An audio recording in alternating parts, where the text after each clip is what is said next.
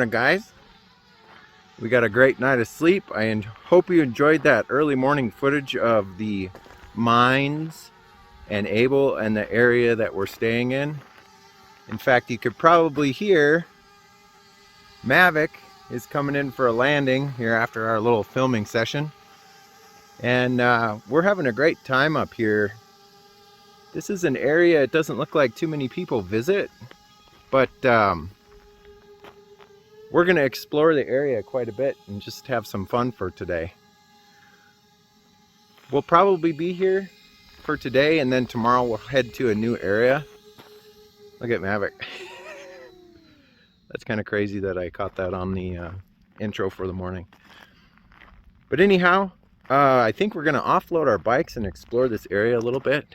It's just so vast and beautiful.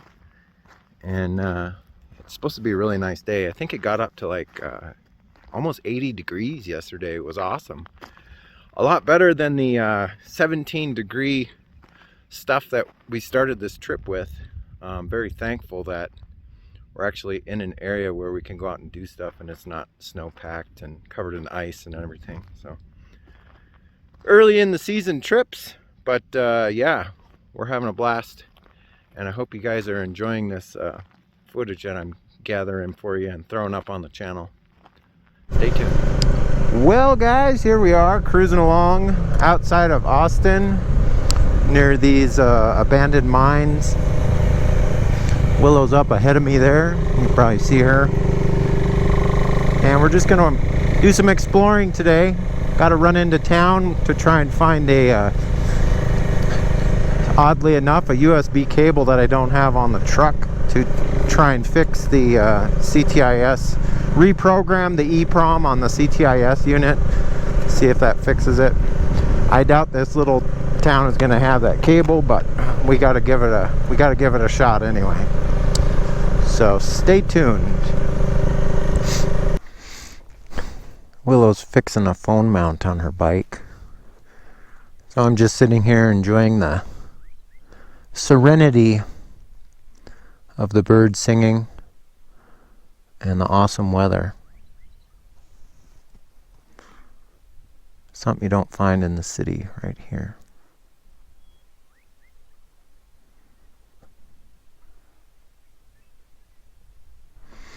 That's Austin right there. You can see a little sign maybe in the distance. There's not much there. It's okay. There's like a castle. Yeah, it's not much there.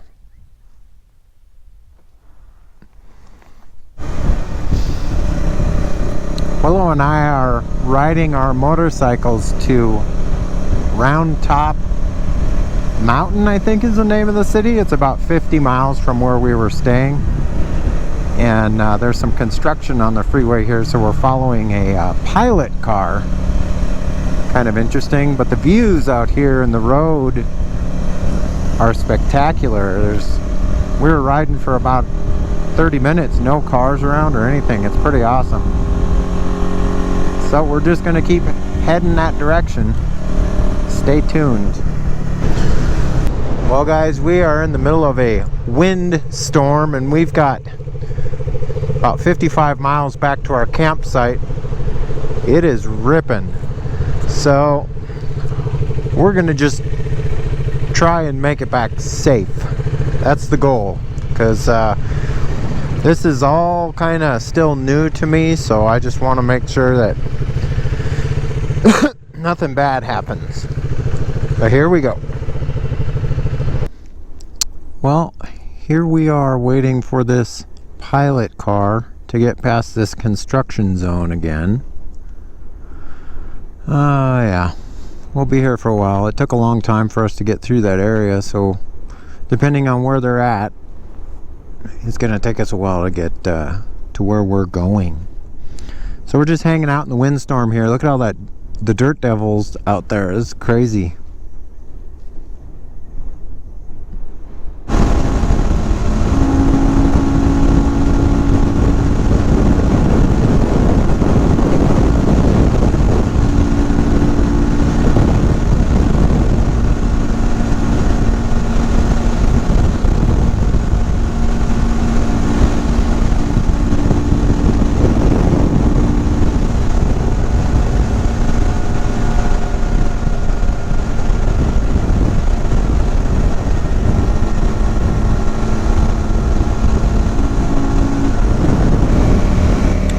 Hey guys, we're coming back up through the canyon on the way to Austin.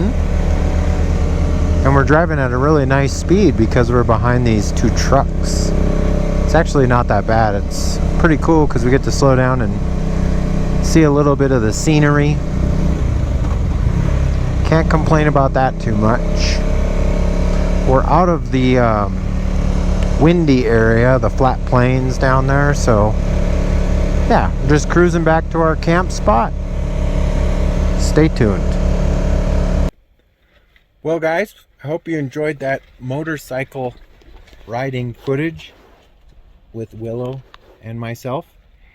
We were able to source the USB cables that we were missing to flash the EEPROM in the CTIS, Christian Platzer CTIS controller. Yeah, tell them how we sourced them.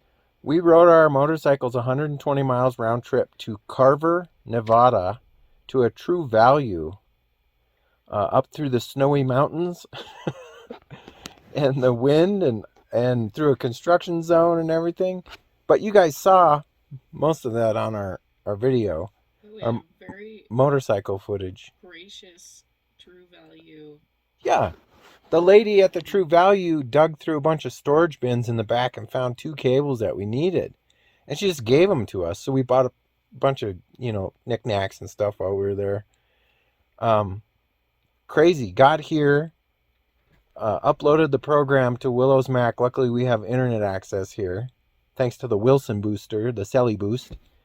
And got on our computer, and it took me a while to remember how I did it. And we went through the steps, flashed the EEPROM, put the EEPROM back in, fired it back up, and it works. I reset all the pressures on it to the pressures that I wanted, and we should be good to go for now. And we have 2 of those cables, one in the cab and one in the shelter here in case it ever happens again. But yeah, crisis averted. Man, that was, I don't want to sit there and pump up the tires and deflate the tires, so that was really helpful that we were able to source that. But for now, we're just relaxing. Willow's doing a little sewing on my hoodie because it got a hole in the elbow. That's not good. You got to get rid of those elbow holes. That's from lots of elbow grease. Lots of elbow grease. Get the elbow hole. Anyhow, we're probably going to make some dinner, watch some movies, relax, and then tomorrow we're going to get up and head to a new location. And I'll share that with you guys tomorrow morning. Probably in the morning before we leave. So stay tuned. Morning guys, check out the sunrise.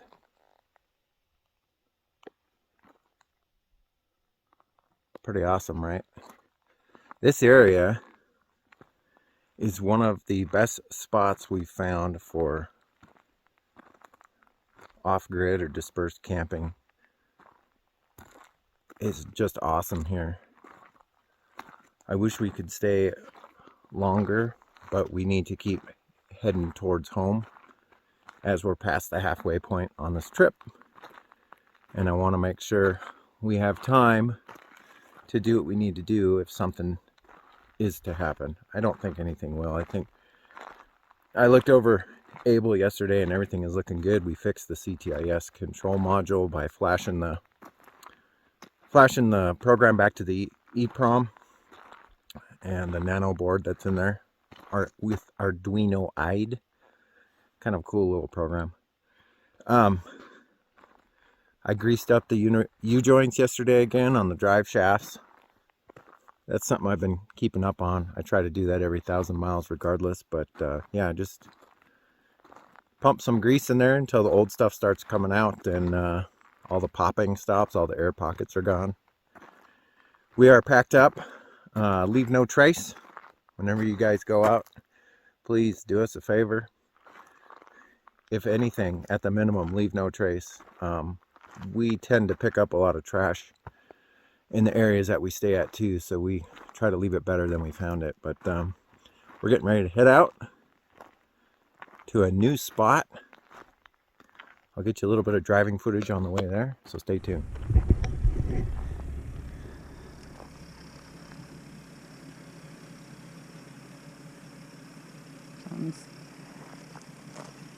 Obviously backing up Abel, but the trailer is a tricky feat. He's been improving.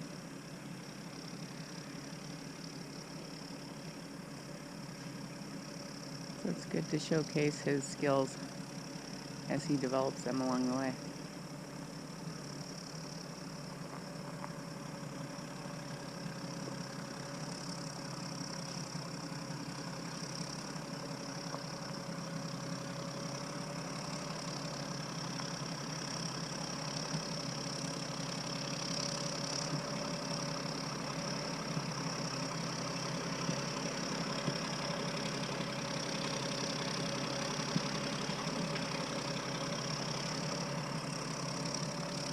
Ground is soft, even though it's hard packed. It's still relatively soft. So it doesn't want to get too close to the edge. It's just all these piles of discarded mine shaft. Cutting too hard.